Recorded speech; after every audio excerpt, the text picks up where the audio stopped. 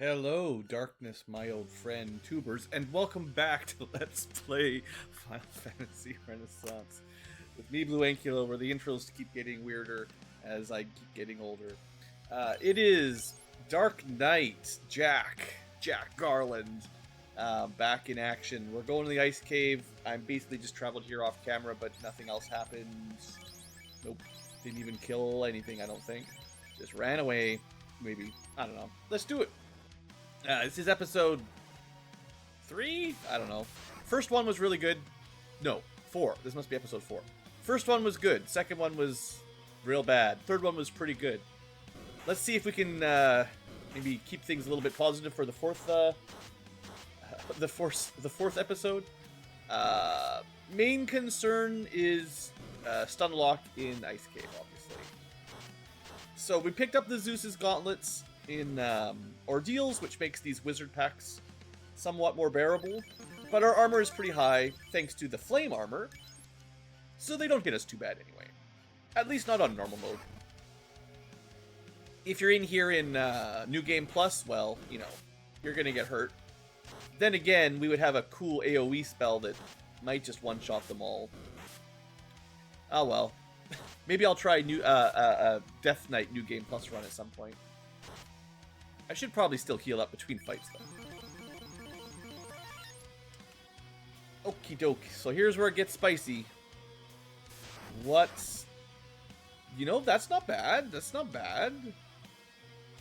What do I want to focus on here?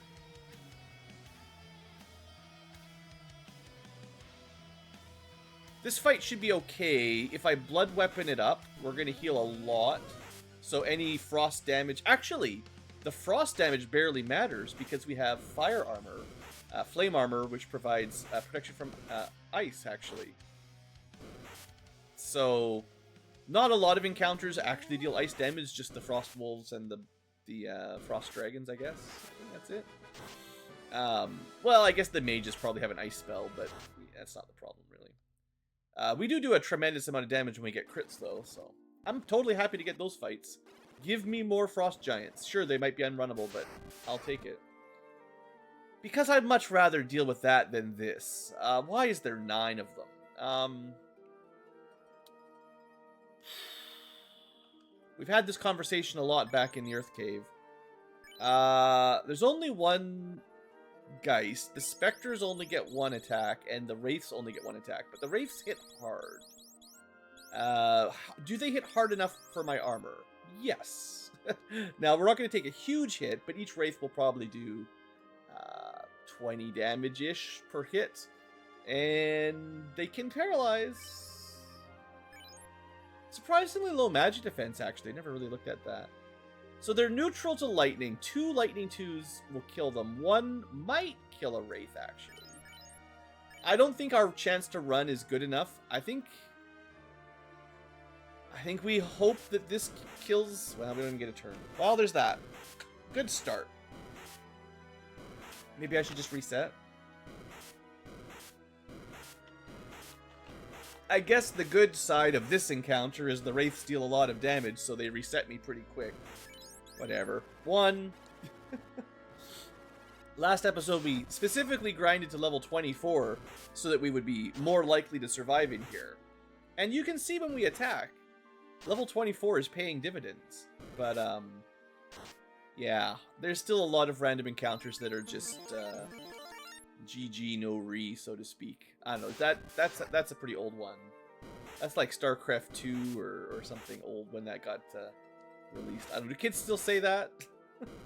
I'm pretty sure they've come up with new slang since those days. Oh, okay, just one failure, that's okay. We expect some trouble in ice. Can't win it on the first attempt.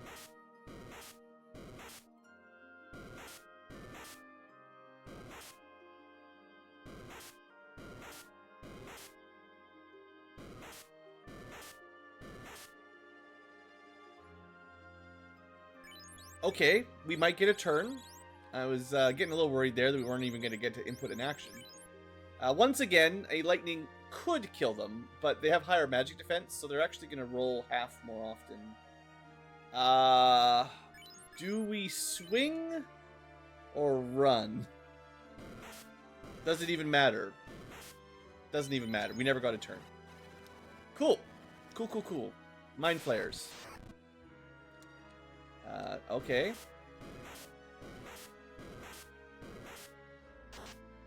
I wonder if our stats make any difference on turn order in Renaissance. Like, does agility mean you go earlier in the round on average, or... I think in the NES FF1, there was supposed to be some formula that shuffled turn order at the beginning of every round. I think it was supposed to factor in agility or luck, but if I remember correctly, it was pretty bugged. The random sorting algorithm didn't randomize it, so you basically always stayed pretty much in the same position in turn order every round, or at least close. It didn't fully shuffle. I believe there was a bug there. I would assume it's different in Renaissance because we're not using assembly, basically, to program sorting algorithms. There's probably a standard sorting algorithm you can just shuffle yourself if you want. In Unity, I would have to imagine. But if it factors in your stats, then we kind of have a disadvantage there because agility and luck are not great. And we're ambushed again. So, yeah, getting ambushed, I'm pretty sure, is based on your luck. So far,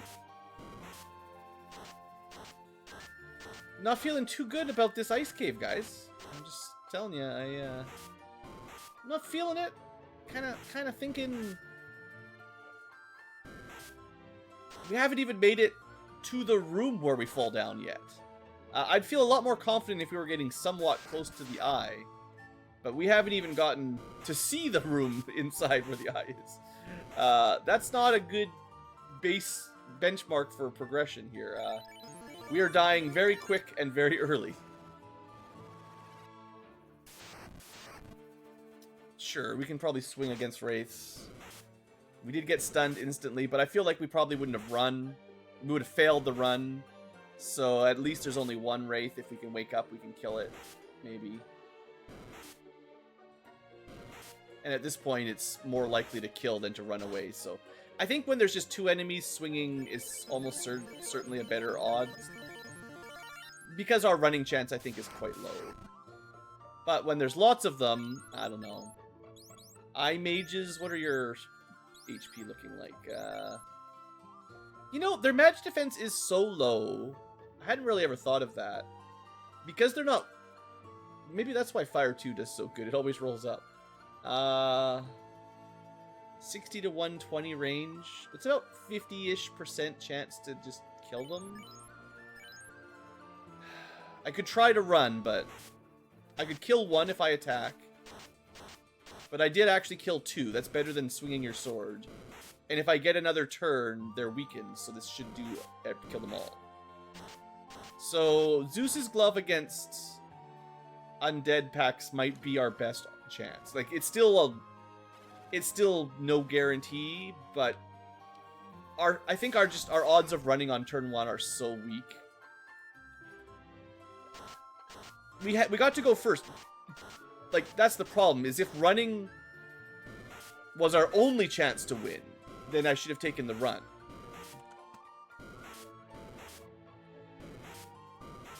But these undead only get 1 hit per turn, not 3. So there's like a not 0% chance that I shrug off their paralyzed.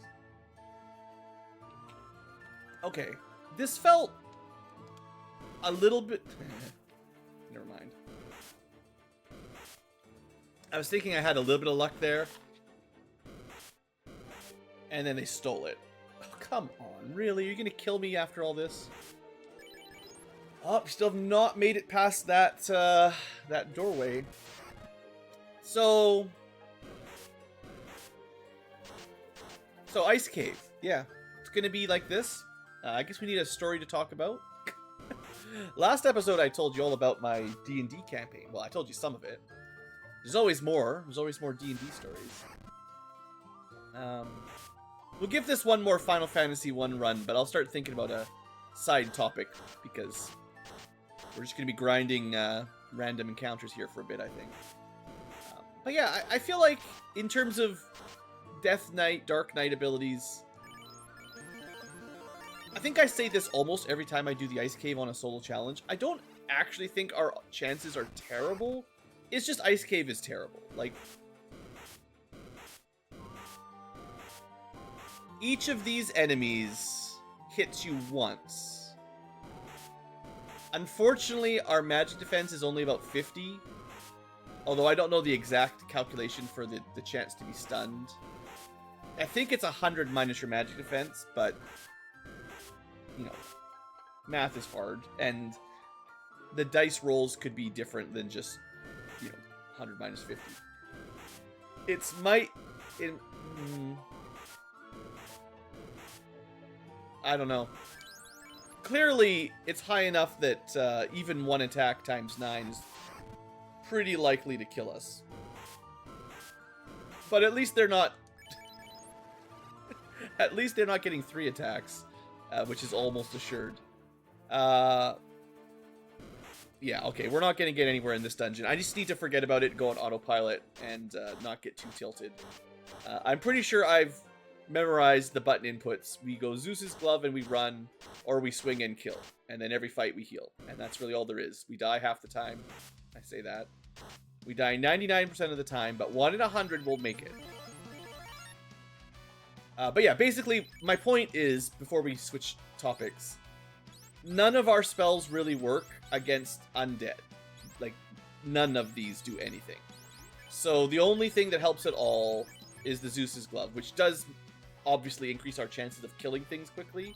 And our physical attack will one-shot most enemies, but that's too slow for 9 ghouls or whatever. So we need the AoE to try to rush them down.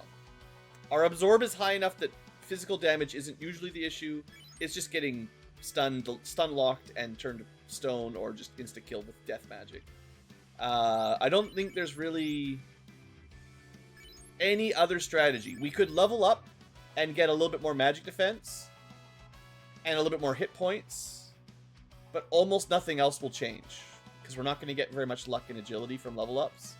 So all we're really doing is getting a 2% less stun sunlock chance. And I don't think that's worth the effort right now. We could definitely get as many levels as we wanted, grinding away, if that's something you want to do. That was a really bad roll onto the gloves. But, yeah, I'm not going to do that right now. If I get really exhausted with dying in Ice Cave, you know, if you do this for a full hour, maybe I'll do something else. I don't know. But it may just be that we have no chance. No, it's not zero. It's just it's always hard to factor in the luck, the statistical luck effect, not the real life luck, not my luck, which is impossible to factor in, like the RNG values, but the actual effect that Jack having low luck provides is the enemies ambush us more often, and that makes it so... it feels like it makes it a lot harder. Yeah, trying to discuss real luck versus mechanical luck, it's a weird thing, but I do think the Thief actually has a better chance in the Ice Cave than anyone else, and it's just because he has the most luck. The most stat of luck, which means he runs better and just generally gets first strikes, which means you auto escape. Like, anytime you get a first strike, you have won the fight because you just run away. So it's guaranteed to run if you get a first strike. Enemies ambushing you, depending on the group, often is just you lose. So there's only one character that, well, I mean, there's different growth rates, of course, but we might have the lowest luck character here, which might actually make this the worst, which is kind of weird because we can kill so much so well, but I'm not sure if anyone else has a worse luck growth than the Dark Knight. So anyway, let's talk about other stuff. What should we talk about today?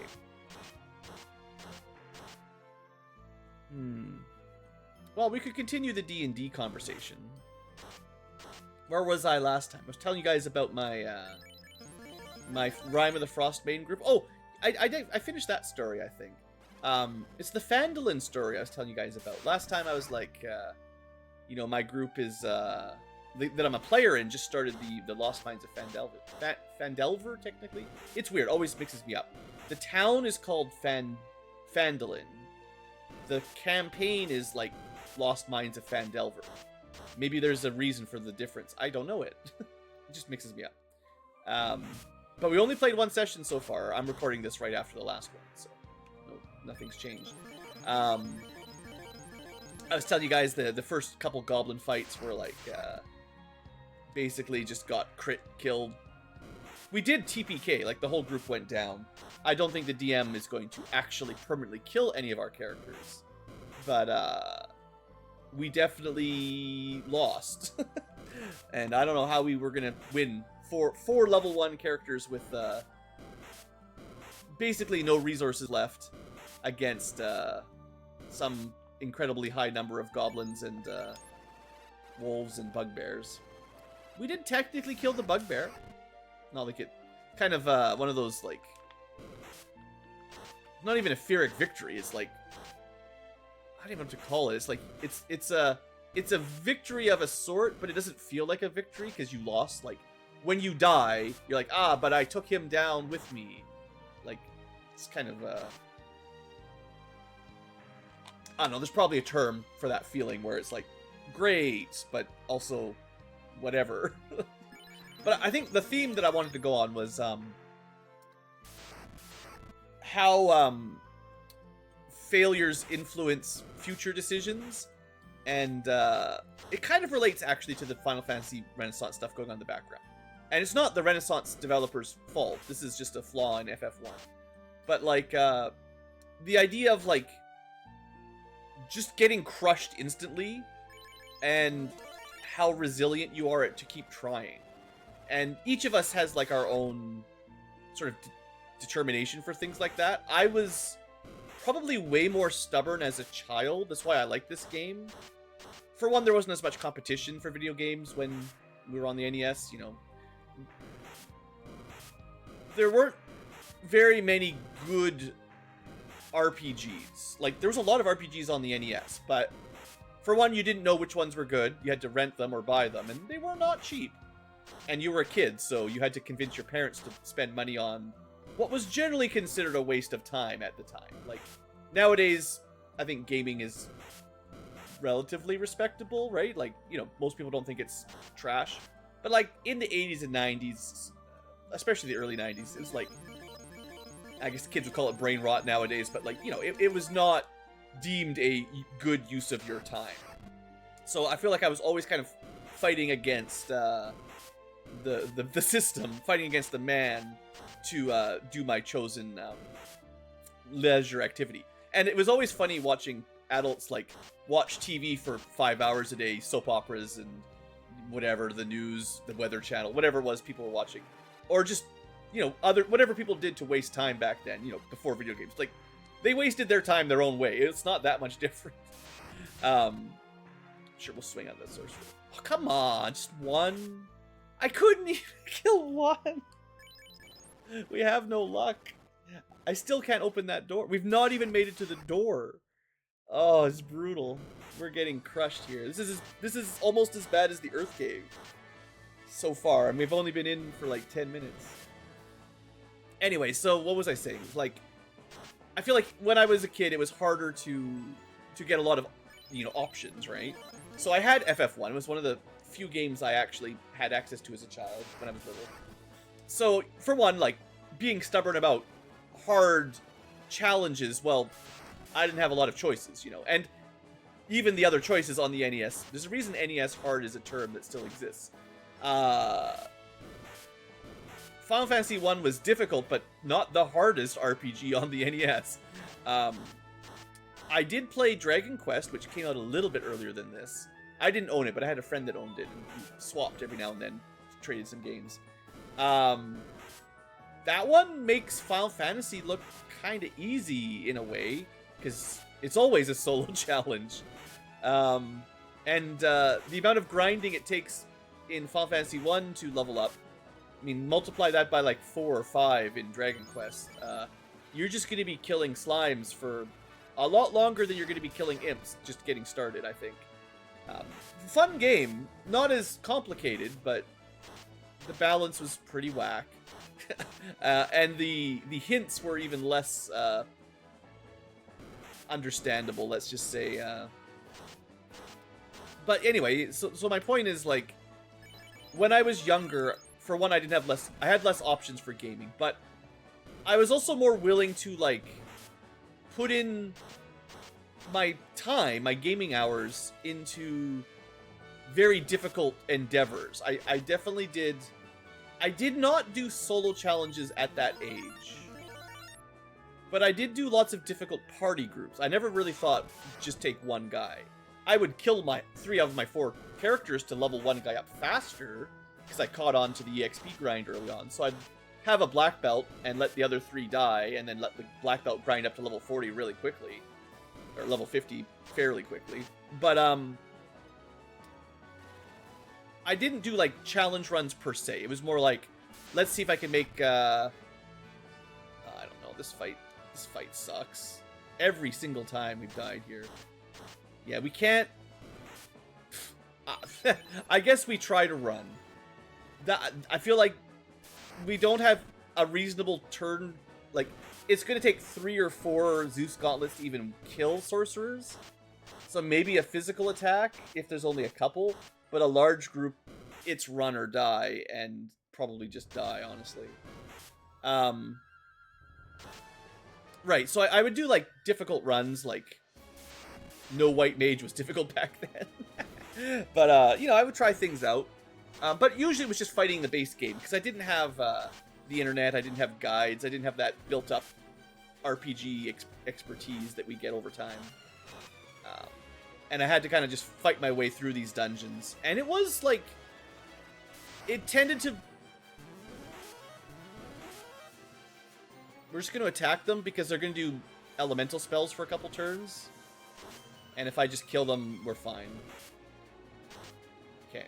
They didn't even get to their lightning 3s or anything. We dodged 2 rubs there. That was pretty lucky. So I forgot. Oh, I didn't even get an action. Jeez. I was talking about D&D and, like, resilience to failure. And it's obviously not interchangeable. Video games and group social gaming is different. But I think over time, my patience has dropped. Because I feel the same in video games now. Like, sure, you're watching me smash my head against the ice cave. But I'm doing this... Why am I doing this? For one, I'm recording a video for the content, which is fun to have other viewers watch. I do like the engagement and talking to people about it. A little bit is like, hey, I can do this. You get to share your work with people on the internet and be like, yeah, look what I accomplished, right? Like, but that wasn't the thing when I was a kid. I just did it for myself back then, and it was just for fun. Like, it wasn't even like, I'd get mad at the games, but it was like, I didn't know any better, right? And I didn't have anything else to do, kind of, right? But, you know, I'm getting a bit older. I'm not old, but, like, I'm in my 40s. And I get impatient with games much quicker now. And Final Fantasy is a little different because I've got a lot of nostalgia. And I'm making the choice knowing what I'm getting into, I think. But if I'm playing, like, a newer game that was just like this, I probably wouldn't enjoy it. It's kind of like... It's kind of hard, right? It's like... you could make a new Final Fantasy that was completely new, like, same kind of mechanics. I should enjoy the turn-based RPG. But if it was the same frustrating level of difficulty, I probably wouldn't even play it. I just don't have the time and the patience to relearn all that. Like, the difference is I know Final Fantasy pretty darn well. So, like, I know what I'm getting into. I know when it's my mistake or the game being dumb. Mostly, at least. In a new game, you don't know if you're making a mistake or if it's possible or impossible. I know the ice cave is possible, because they've done it. I know the level I'm at, and our power level means this should be fine. Also, I also know there's nothing else we can do. This is the only option. So other than level grinding, this is what we do, if we want to get through it. But on a new game, those are all unknowns, and unless you're cheating on a guide or something, you kind of have to just wing it. And that sort of time experimentation with failure, I don't know, it just rubs me the wrong way. I'm not sure where I'm going here. I've kind of got lost in the discussion, just like I'm lost in Ice Cave. But I guess the idea is, I felt in Phandalin, in a real in-person, I guess technically over Discord, but, you know, an online D&D game with real people, that I was let down by the developers of the module, I guess, is what I was saying. It's one thing if the NES FF1 developers from, well, almost 40 years ago now, made a game that was maybe too difficult. And for the time, it wasn't as hard as other games. So it was a product of the time. Things have changed from the 80s to the 2020s. So I judge modern game designers, video gaming and tabletop RPGs, by a different standard now. Because for one, there's a lot more competition. If your game isn't fun, and it can be too hard to be fun, you know, you're going to lose credit for me. And I think that was kind of the idea that was going on, is that Phandalin was specifically marketed as an intro to D&D, like for new players that don't know how to play optimally or build super strong characters, and for DMs that don't know how to adjust on the fly. And the first session, and we are all the players and the DM are veterans of, I don't know how long we've been playing, at least 5 years of, I think around 5 years of 5th edition, plus past experience of other editions to some degree, and just RPGs in general. It's not like we're new to this kind of stuff. Well, I'm not going to say we're like pros or anything, but like pretty much everyone knows the basics of D&D and how combat works and how to build somewhat strong characters. And I actually tried, because I knew Phandalin was a little bit notorious. This is the first time we've fallen down. Congratulations, new record. Instantly stun locked. Classic. I knew it was going to be, like, I knew the intro ambush and general first level goblin stuff was relatively commonly discussed online, and although I hadn't played it all before, you know, I was aware that it was pretty tricky, not very friendly unless the DM adjusts it, right? And although I was trusting my DM that, you know, he knew us, he knew that our players weren't like masochists. We didn't necessarily want it to be brutal. So we just kind of played, and I did try to make up. Dang it. One more turn and we might have had that. I guess I'm starting to second guess whether I should be using the gauntlet or just trying to run. I don't know. The run chance just seems so bad, but there's so many fights where one Zeus's glove does nothing that maybe I should be gambling on the run, I guess. I don't know. It's really hard to guess which one's better. The Zeus's glove is at least guaranteed to win us the fight in 2 rounds, give or take, but the run could get us out in the first round, which might be the only way we live. This again. So yeah, I'm not trying to badmouth the Phandalin module too much, but I don't know. Anything that expects the party to kill somewhere around 10 goblin wolf bugbears in one encounter at level 1 after already having to take a couple fights. And we did take a short rest. It's not like we did nothing. It's just spell slots don't come back. You know, you don't get a lot of resources at level 1, right? Even if we had all of our spells, I'm not sure we could have won that fight. So, okay, we just lose. You let me know your adventures in Phandalin in the comments, right? Whether you've DM'd it or played it. I think it's, from what I've heard, a pretty common experience. And it's weird because, just like Curse of Strahd is highly regarded as one of the best 5th edition modules, Phandalin is also regarded very highly, and specifically for new players and new DMs. So I'm like, what is this disconnect? Like, why does the general reviewer, like, I guess when you play it, maybe you just got luckier than we got lucky? Like, maybe we got really bad luck? I don't know. Like, there's only so far luck can take you in terms of players rolling well and enemies rolling low. Like, yes, I got crit twice in session 1 at level 1. That's not very likely, but unless the DM hates me, I guess. But I don't know. I mean, I don't think they attacked me very many times. Like, I don't know if they had advantage or not. I'm not sure how the DM rolled all that, but let's say I was attacked 5 or 6 times. 2 crits out of that is kind of crazy, but not implausible. I mean, that's how it goes. But the fact that, like, you know, the Wizards of the Coast, the authors of these campaigns, like, they should know how. If anyone knows how to balance encounter difficulty, it should be those guys, right? Why would they have a bugbear? Like, okay, this is because I also DM. It's not just as a player I'm guessing. I tend to know monster stats fairly well, you know, given that I have to run them myself, and stuff like bugbears are pretty common. Bugbears do, I believe, if I remember correctly, something like 2d8 plus 3 damage. So it should average, was that 4.5, 9, 12 damage-ish, depending on rolls. Just so you know, at level 1, 12 damage will one-shot just about anyone that's not a barbarian or a fighter with pretty good constitution. A fighter starts with 10 HP plus their constitution modifier, probably 2 or 3, so they might have 13 hit points.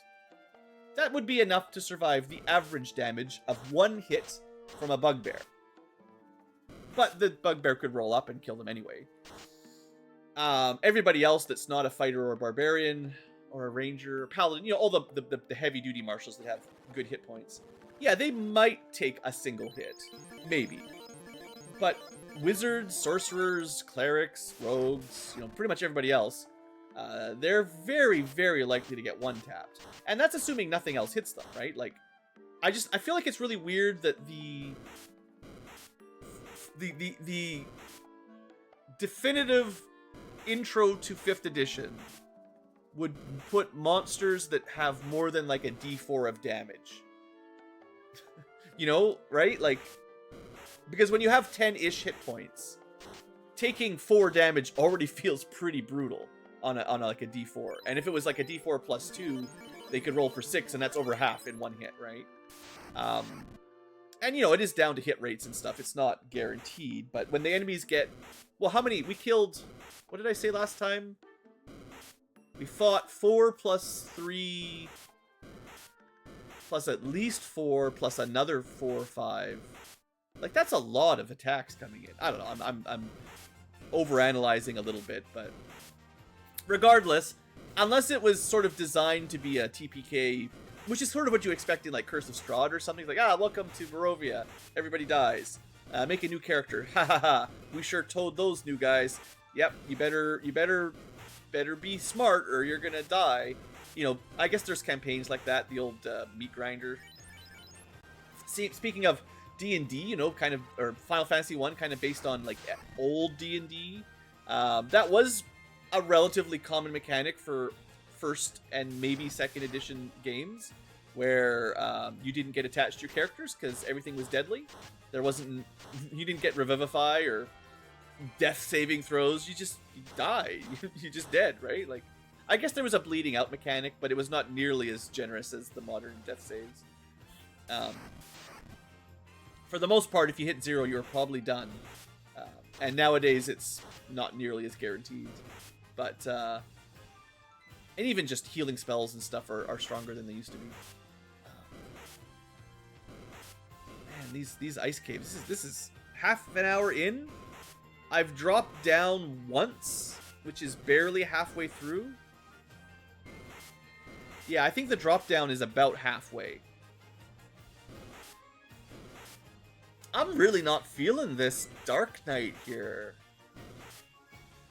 It seems really bad at Ice Cave. Like, some of it is just RNG, you know, just like my cleric, you know.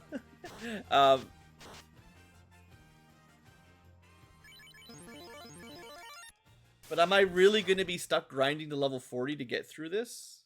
I really don't want to have to do that. Anyway, we got some nice music in the background. I can talk about other stuff. Did I have any good times with Phandalin? Well, we've only got started. It's only session 1.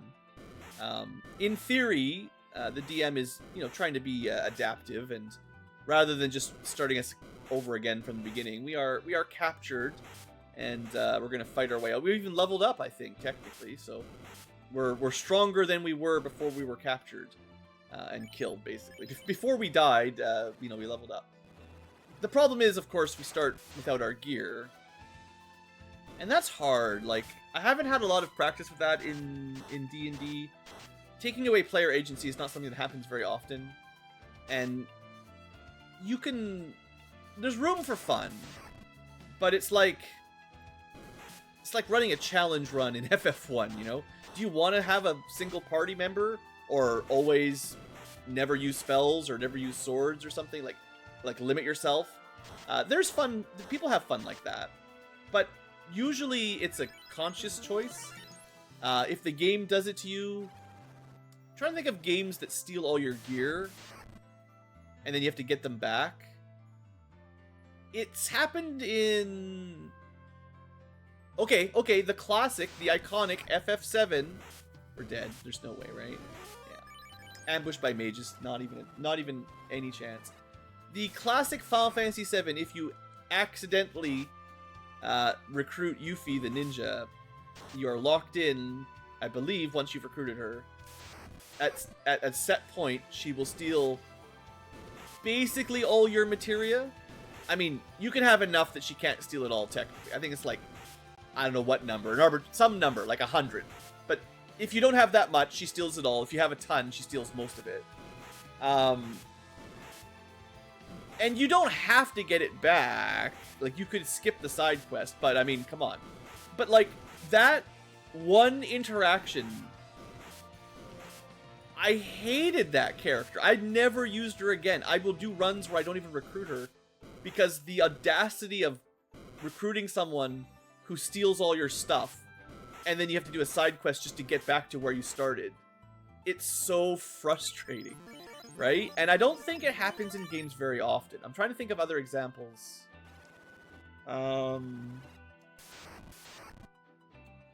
Is there any other Final Fantasy where you lose all your stuff?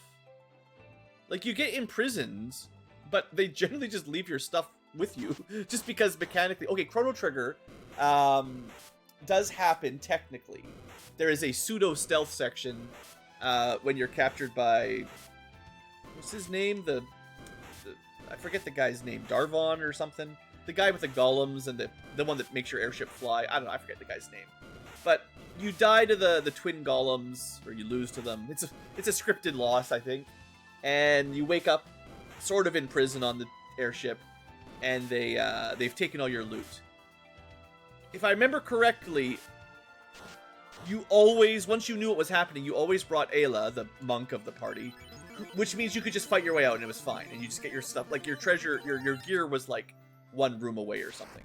There was a way to stealth it out and get it back without fighting anything. But most people I knew just took Ayla to be like, yeah, screw that, this is dumb. I'm just punching my way out. So, those are two examples I can think of where the developers, the game developers, take your stuff away, and most of the players I know were just like, this is terrible, never do this again, and I will do anything I can to avoid it. Is there any other games I can think of from the era? Even just being locked up. Chrono Trigger, you did technically get put in jail earlier, but you... Did you... When you were Chrono in the King's Prison, I think they took your gear away, but you either get broken out automatically by your friend Luca if you don't do anything, or you do like the fake sick thing and then punch the guard and then grab your sword immediately or something like that. Like, there's basically no downtime where you lose your gear in that one, if I remember correctly. Is there any other Final Fantasies where you lose your stuff? At least as far as the old ones go. I don't think it happens very often. I think the player feedback is usually quite negative. And I'm not trying to get on my DM's case. I just think it's a hard sell to be like, ooh boy, we get to fight without like, you know, I'm playing as a cleric, right? So I can't use my holy symbol as a material component if I don't have it. So anything with material, I can't cast those spells. And because we are manacled, the DM is ruling that I can't use somatic components either. So I have like one spell that I can cast. Maybe two. command and healing word. I think that's it. Like, that's not nothing, and maybe I'll find a way to make it work. But oh, that was a preemptive strike. I should have just ran, but sure. Trying to pay attention, but I'm zoning out a little bit after 45 minutes of nothing here. But yeah, I'm come on, ambush. They didn't cast any spells. 105. They don't resist lightning, but the magic defense is so high, I don't think there's a very high chance of killing any of them. I think we have to try to run and just pray. Fail to run. Please. I had one try. Lightning 2 wouldn't have saved anything. I could have killed one mage, but that wouldn't have changed anything. You leave your comments of which RPGs, specifically RPGs, I would say, steal all the players' loot and make you work to get it back. And how long it took. Like, if it's only for a second, and then you get it back immediately, then it doesn't really count. But if you're expected to go gearless for, let's say, significant amount of time. Like, I really think Final Fantasy VII was, like, the worst. You didn't lose your weapons or anything, but you lost your magic stuff. And it was a pretty long time before you got it back, honestly. I'm trying to think of other examples, but I can't think of much. I think some of the old PC games, like Wizardry and something else, it might have happened a couple times. But again, old school games were kind of mean like that. I have a feeling players and eventually developers probably learned that, like, that's not fun. Like, anyway, without going on to that too much more for video games, it will be an opportunity for our group to try to weasel our way out of Goblin Prison. And hopefully it will be alright. But given... That was another preemptive strike. Man, I cannot catch a break. I should have ran. That was my input error for sure.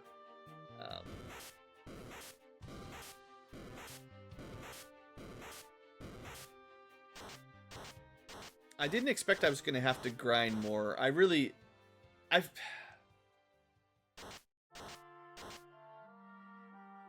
can't think of anything else I can do to make this work. Ice Cave really is the reason I don't like doing solo challenges very often.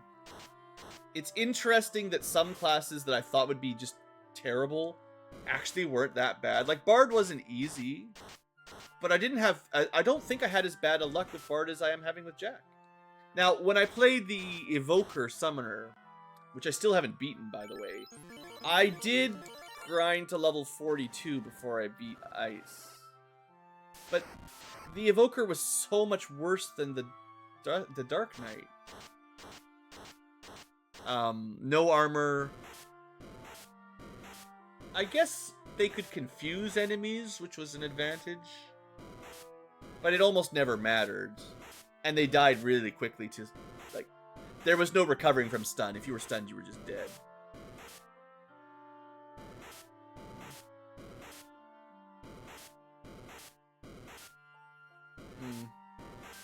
The music. We woke up for just enough time to die. Well.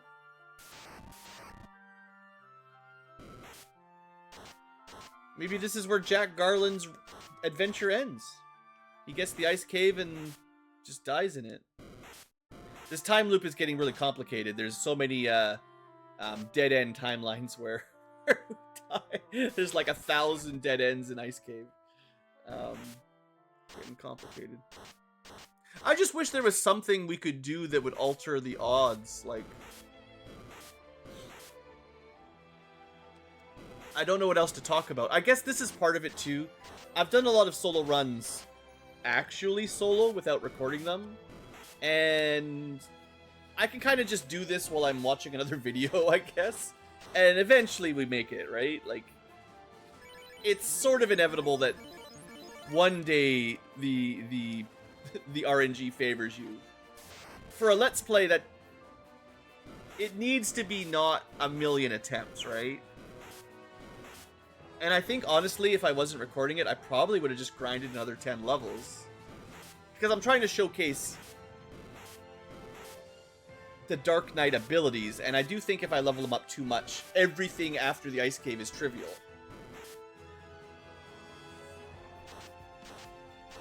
Yeah, there's almost no way we get out of this one.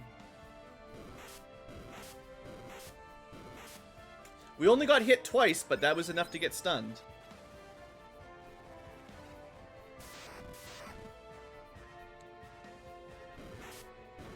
Let me look at my magic defense again. I think we're at 61%. I'm pretty sure it's 61%. Oh man, that means to get to 100 magic defense, which is theoretically when stun touch, death touch, stone touch stop hitting us. That's level 44. 2 magic defense per level. Like, do I really want to grind to 44? That's crazy. I mean, yes, every couple levels makes it a little bit easier, but... Like, I don't think 71... Like, let's say we did 5 levels. That's a significant grind. Would 71 magic defense make a significant difference here? I don't really think so. I think 10 levels at 80%, or 81 magic defense, that would probably feel a little bit more survivable. Going from 60 to 80, that's like a... Oh, it's hard to calculate because enemies get a lot of hits in. But that would be a slightly less likely to be stunned. But I don't think our luck or agility are going to go up much. So our ambushes, our first strikes, our run chance isn't going to change. All we're getting is slightly less chance to get stunned instantly. And I think 9 undead... or the mage casting rub on an ambush, like, that's not going to change. And 100 magic defense doesn't stop the rub spell. That just stops the on-hit effects, hopefully.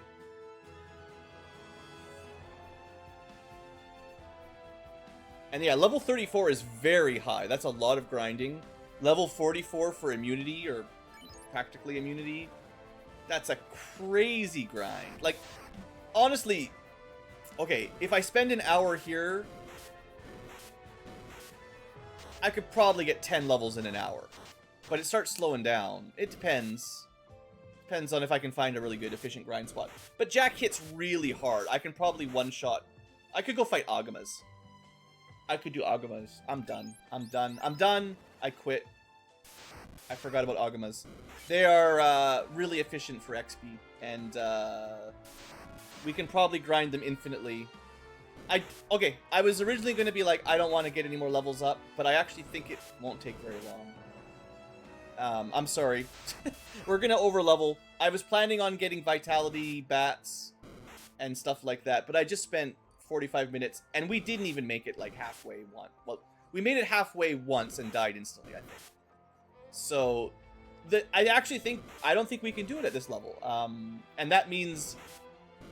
no level anywhere near this. Look at our run chance, right? Like, you can't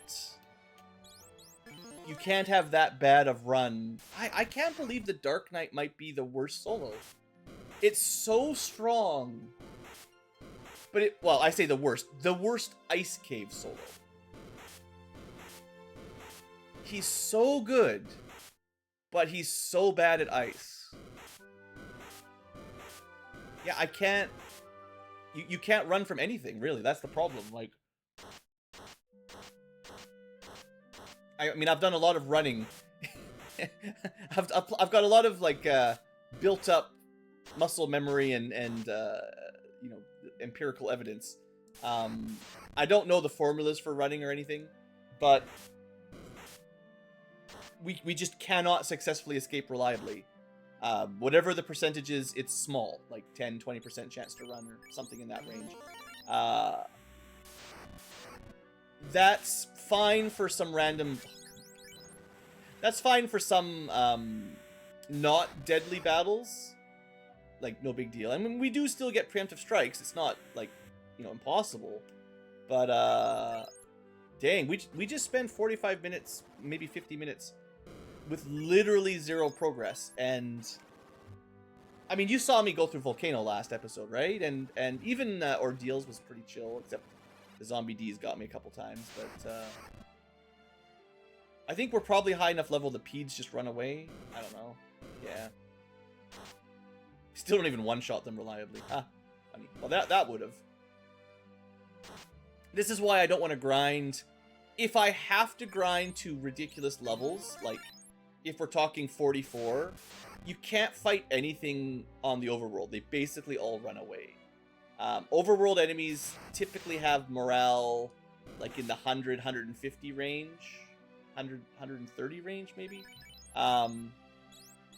Without going into the morale formula again, it's double your character's level subtracts from the morale, and if it goes less than 80, then they can run away. I think it's simple enough. So if you had a morale of 100, at level 10, they might start running away occasionally. And if they had a morale of 150, you need to be level 35. 80 plus 70, 150. Somewhere around there as a baseline. So I think most... Oh, come on. Please. I hate this game. I actually...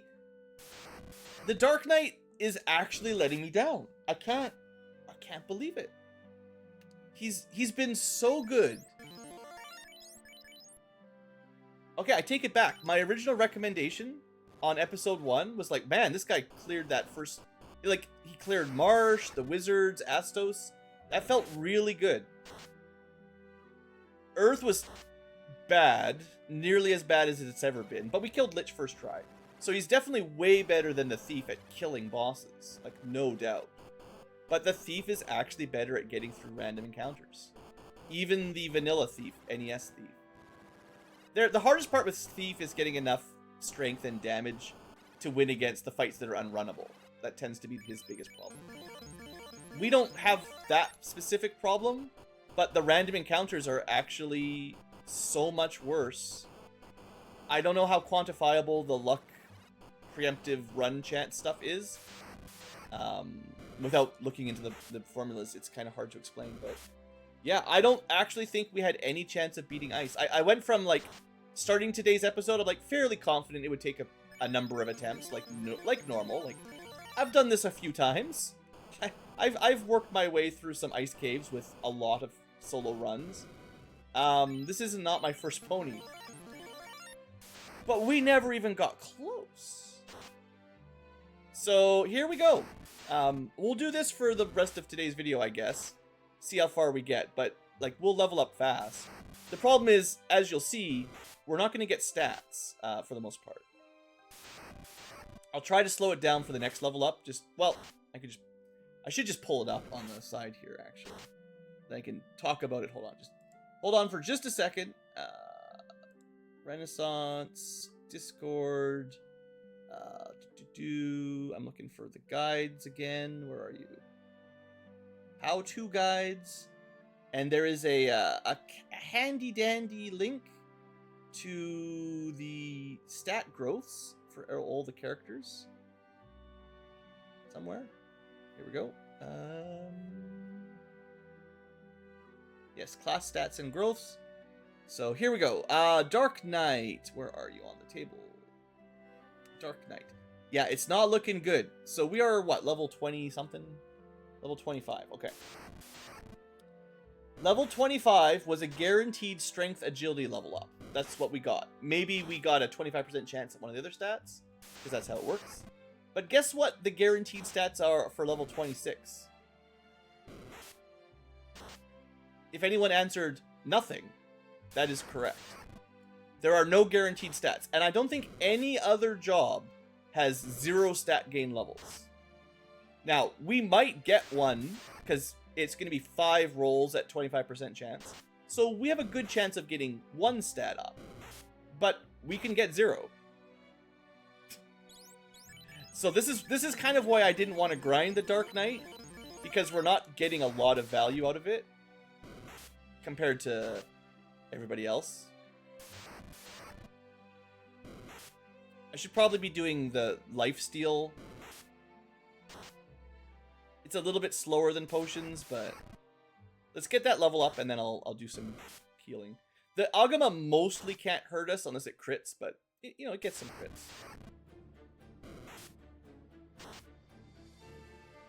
Okay, we got an intelligence point, and that's it.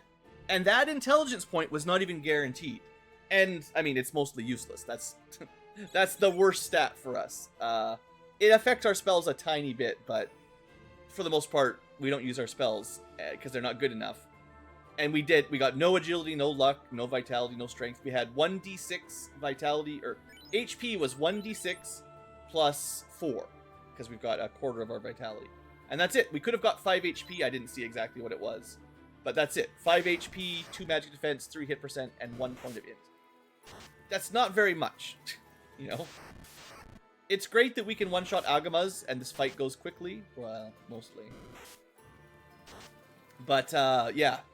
Now, the next level should give us a strength agility. That's basically all it is. The pattern from level 23 on is 1 level strength agility, next level nothing. 1 level strength agility, next level nothing. So you don't even get a guaranteed strength level up every fight. Or every level. Which, if you're a fighter, you get 1 strength every single level. And usually a mix of other stats. Basically, most classes have 1 stat that they either always get or usually get. And then some other stats that they're better at or weaker at. That's kind of what you'd expect, right? And then because of the random growth, there's some variability in your version of it. Your characters might have different stats on average. And if you cheat, you can reload and stat max a bit, but I guess I didn't do that. I didn't think it would matter, but maybe... Oh man, does that mean Dark Knight should stat max for, like, luck? That's dirty. I mean, I did stat max on the Bard. And the Dark Knight kills quickly, so it's kind of easier to stat grind. Because you get your victories. So that was minimum. That was no random rolls. Strength agility is just the minimum stats we could get for that level. The next level is no stats again. Yeah, if you're doing solo Dark Knight, you might want to max luck. Or just get better stats in general on each level up, like save and reload until you get at least a couple stats. There are plenty of levels where you get no strength that it would help. I don't think he needs a lot more strength, but it never hurts. The agility does help you not get hit. I don't think the intelligence is really worth messing around. Vitality... Yeah, he basically never gets guaranteed vitality. Like, he's got 2 level ups that get guaranteed vitality and never again. So... that's not something he's good at either. But it might be like strength, agility, luck. And just grind it out. Clearly, though, XP is not the problem. I guess I do need some HP. Funny how much damage we take for an enemy that mostly can't hurt us. But fully healed in 1 attack. Oh, I am going to get the blood sword out of Earth Cave eventually. I think I mentioned that before. There is a sword I skipped out on, but it's just... I have to bypass all the stun dead again to get it. And until we have a ribbon, it's just not worth my time, I don't think.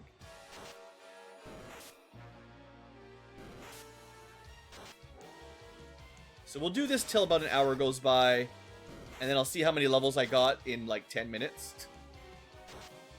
Because sadly, I think this is our only solution to ice. The good news is, when I was doing solo Evoker, this was way, way slower. So we could level up to 50 here if we wanted. It actually won't take very long. Like, it'll take a while, but especially if you're just watching a video, I bet you in an hour you could do it. An hour might... If we had just grinded Agamas instead of going to Ice, we might have been level 50. Now, that doesn't mean Ice Cave is free, but it's the only thing I can do to make it not torture, basically. And I think you guys need to see some of this. I don't want to record... I mean, I recorded 45 minutes of Ice nonsense. I didn't think it would take that many tries, but I guess I miss... maybe I overestimated the Dark Knight because he has such a good run against so much of the game. But the stat growths, they really hurt in ice. The luck especially, I think, is what it is, which is weird. I wonder if we could make like a chart of all the classes and the ones that have good baseline luck, do they generally get through ice fairly easily? You know, is that actually how it lines up? They might have different hard parts of a run. I guess the Fire 2 casters have an easier time in ice in general, because as long as they get a turn, they kill everything, mostly.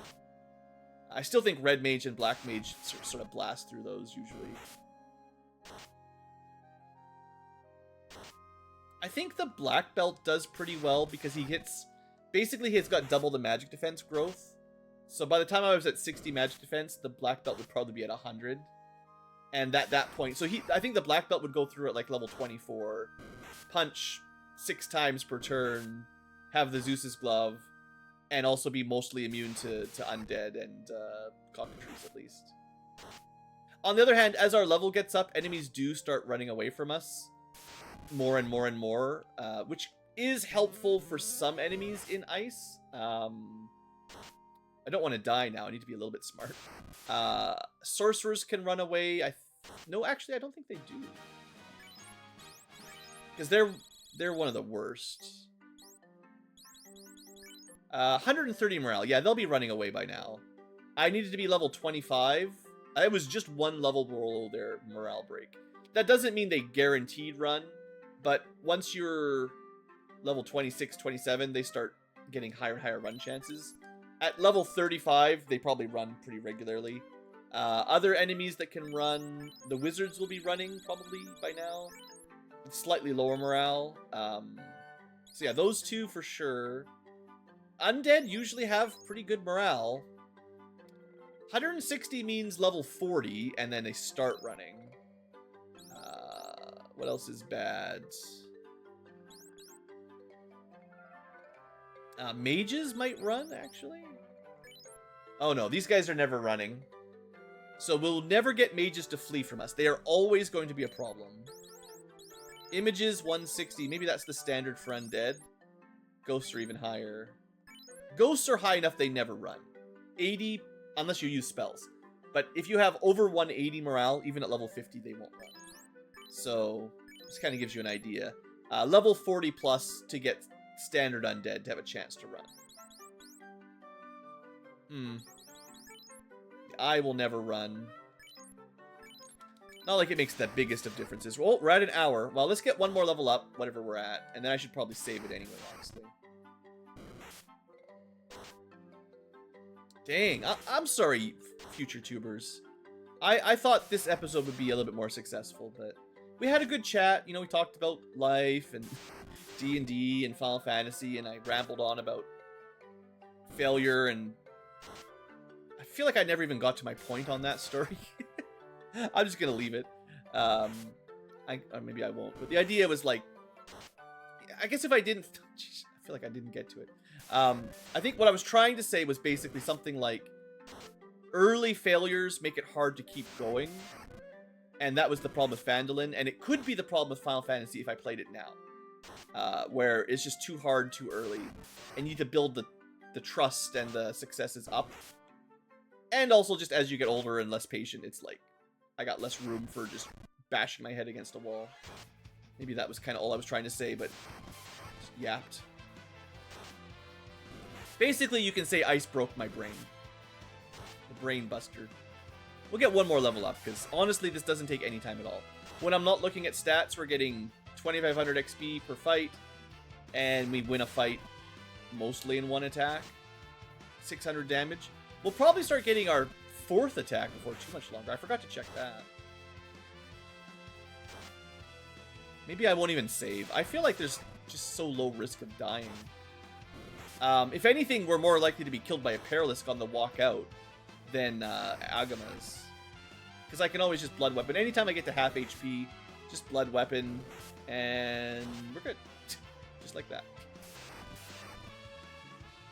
Yeah, usually you run out of heal potions eventually, or spell slots. This is one of the most sustainable runs for sure. I guess the monk can heal himself as well, but not as well. The monk spends a turn charging to heal themselves for like 100 HP or something. We spend a turn to full heal. Well, we're still 11 hit percent from another attack. That's 4 levels. That's level 35. That's 85 magic defense. I grinded specifically to 64 hit rate, thinking, that'll be enough to get me through ice. Last episode, right after ordeals, I'm like, I'll just do a little bit of grind to get a 3rd attack. That should be good. Here I am like, is 4 attacks enough? It's not the number of attacks, though. I don't actually think 80 or 85 magic defense is enough. Our luck hasn't really changed, you know? Our agility went up a little bit. Our strength went up a little bit. We got like 2 points of vitality. I don't think we got a single point of luck. I might be grinding to 40. I might be grinding to 50. I'm so tired of solo ice, guys. I think I'd rather just fight Agamas and hope that that's enough. And it's almost not worth the travel to go back to ice to test it, because we level up so fast. Like, it's so much easier to just kill these things than to do cycles of ice where you don't make any progress at all. Like, I think in 10 or 15 minutes we started at 24. That's like 7 levels in 15 minutes or something. It'll slow down a little, but yeah. I think you guys want to stick around a little bit longer? What's a slightly longer episode? Why don't we just...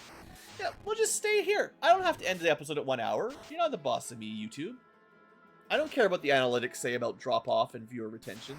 The people that got tired of me, they left in Ice Cave. They never got out of ice. After they realized, they skipped ahead in the video. They're like, nah, you're never getting out of here, Blue. They like skipped ahead to when the background colors changed. And they thought, oh, he must have finally got the floater. I'll just skip to that. Except I didn't get the floater. And I'm just here grinding it. And then they saw me killing Agamas for another hour. And they're like, man, this dislike. Unsubscribe. Blue, I don't want to listen to you. I just want to, I don't know. If you don't want to listen to me, I don't know what you're here for. Should we time like how many seconds how fast can we get a level up? I used to do stupid stuff like this. I'm looking at my video length right now so I can get a read. We're 1 hour, 7 minutes, and 40 seconds. I'm going to take a timestamp when we level up. Okay, leveled up. 741. 741. Okay. 7 minutes and 41 seconds. We'll see how long it takes to get the next level. And I'm going to try to be efficient, so no wasting time on menus and stuff. How long do you think it takes to get 1 level up? And there's some RNG, you know, sometimes we crit, sometimes we don't. Sometimes the enemy surprises us. 741. It's been 30 seconds. It's amazing how many Agamas we can kill in 30 seconds. You could probably figure out like how many Agamas you kill per minute, and then calculate that, on average anyway, and then calculate that into times 2500-ish. You could do the exact math, I guess. And then you could just calculate exactly... Like, I'm sure there's a chart somewhere that shows exactly how many experience points it takes to get to level 50. And just be like, well, that's how much you need. Okay, we're going to do a blood sword next fight. That's going to slow me down a little bit. We've been grinding for 1 minute since we got a level up.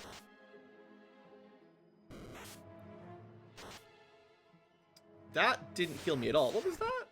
I guess... Weird. Yeah, the HP, 50% of the damage dealt healed. The formula is a little bit weird, I think. Something's a bit funky when you overkill them. You do more damage than their max, kind of, or something. I don't know. Doesn't seem super consistent. 740, 740. We're at 920. I have told you guys before about how I have like how long it takes to level up.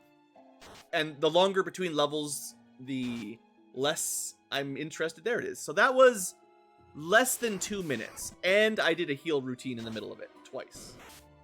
So 2 minutes per level or less, and as the XP requirements go up, it'll be 2 minutes, 2.5 minutes, 3 minutes. That's not much. I mean, this is pretty monotonous, but there's only so many levels to go. And it might even speed up once we start doing 4 attacks. In fact, I think once we swing 4 times, we always one-shot them. I betcha. It's like when the monk gets to like 8 punches, and nothing can survive 8 punches.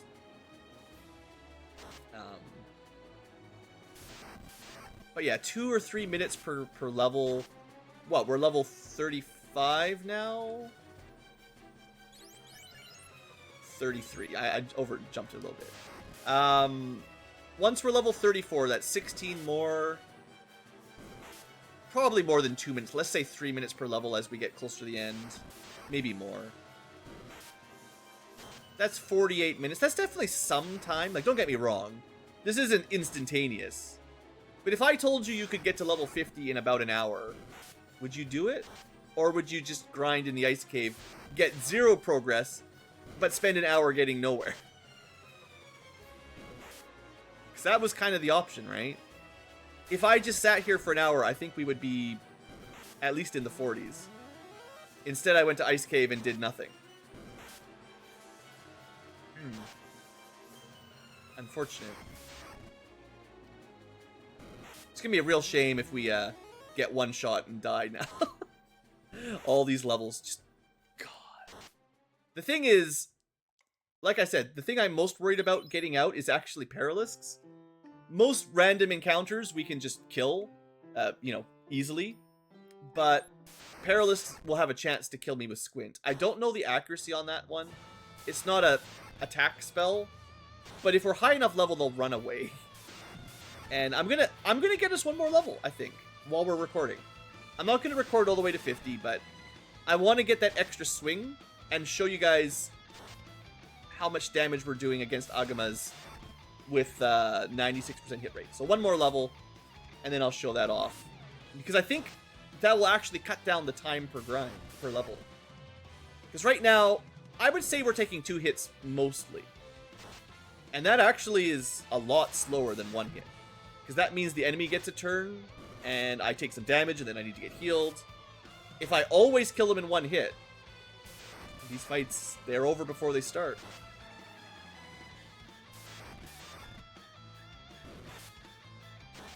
It's just a shame that our levels are so garbage.